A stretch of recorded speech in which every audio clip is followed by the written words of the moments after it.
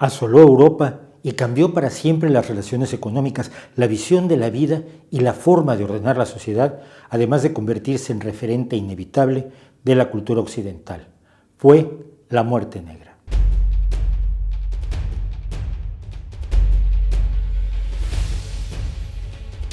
Durante buena parte de la Edad Media, Europa se vio asolada por distintas epidemias que hoy podemos identificar con cierta certeza, como el cólera, el tifus o la disentería, producto de las malas condiciones sanitarias en ciudades cada vez más superpobladas. Pero ninguna fue tan aterradora como la llamada peste negra o muerte negra, una epidemia que se originó en China a principios de la década de 1330 y que llegó a Europa entrando por Italia en 1347. Se trataba de una enfermedad feroz, aterradora, sin explicación aparente, sin curación posible y con una tasa de mortalidad de prácticamente el 100%. Durante los siguientes 3 años, la muerte negra recorrió Europa matando a entre 1/3 y 3/4 de la población europea, dependiendo del país y de las condiciones de vida.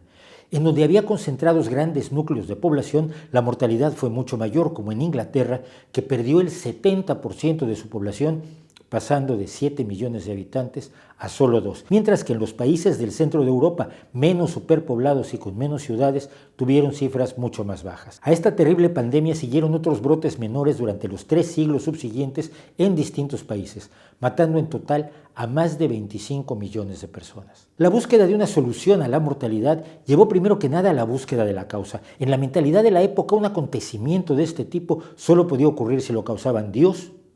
o el diablo. De modo que las reacciones fueron desde los grupos de flagelantes que se desollaban las espaldas a latigazos para con su dolor lavar los pecados de la humanidad y apaciguar a la deidad,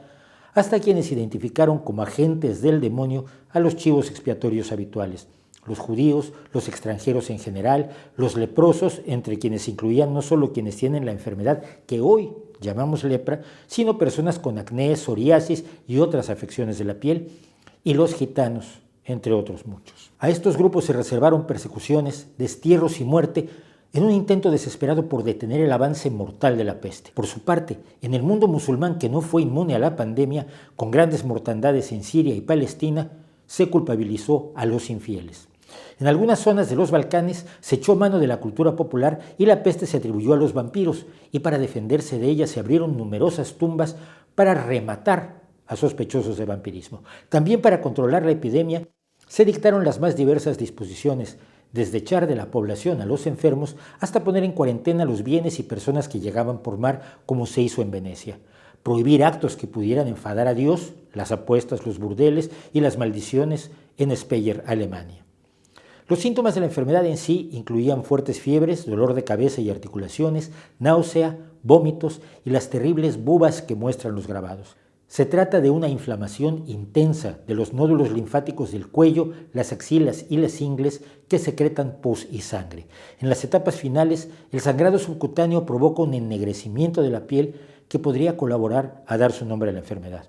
La víctima muere generalmente entre 4 y 7 días después de la aparición de la infección. Los síntomas han hecho a los estudiosos modernos concluir que lo más probable es que la muerte negra fuera lo que hoy llamamos peste bubónica, una afección provocada por la bacteria Yersinia pestis que es transmitida por las pulgas que viven en las ratas. Aunque esta sigue siendo la explicación más convincente, resulta insuficiente para algunos estudiosos que identifican las características del contagio y en especial su velocidad con un virus antes que con una bacteria, además de observar hechos como el que la epidemia atacara Islandia, cuando en esa época no había poblaciones de ratas en esa isla. Otras versiones más recientes dicen que el principal contagio se provocó de ser humano a ser humano. El horror que provocaban estos terribles síntomas y el hecho de que predecían la muerte segura está documentado en los manuscritos y pinturas de la época, cuyo epítome es el triunfo de la muerte de Francesco Traini, pintado hacia 1350 y que puede verse hoy en Camposanto, Pisa,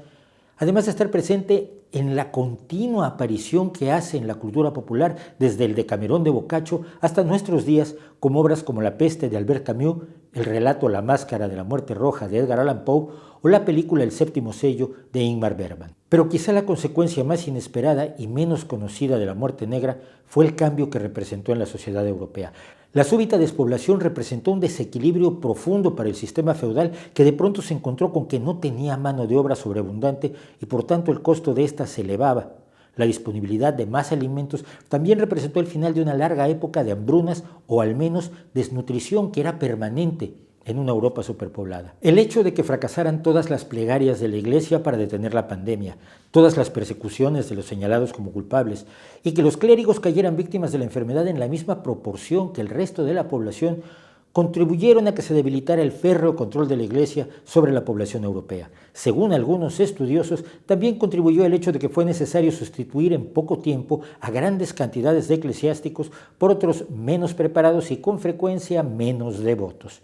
En su libro Adiós a las limosnas, el doctor Gregory Clark, experto en historia de la economía de la Universidad de California, propone que la revolución industrial en sí fue ocasionada por un cambio en el comportamiento humano, quizás originado por la peste negra, como la exaltación de la no violencia, el acceso a la lectura y el hábito del ahorro. Así, en más de un sentido, la peste negra dio forma al mundo tal como lo conocemos hoy.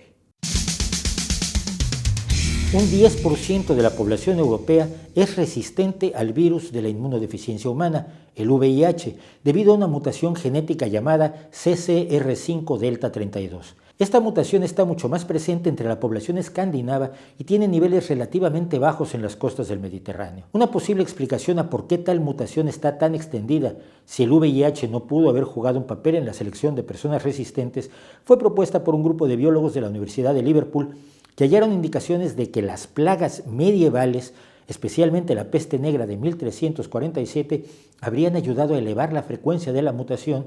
si resultara que la muerte negra fue una afección viral, claro, y no peste bubónica.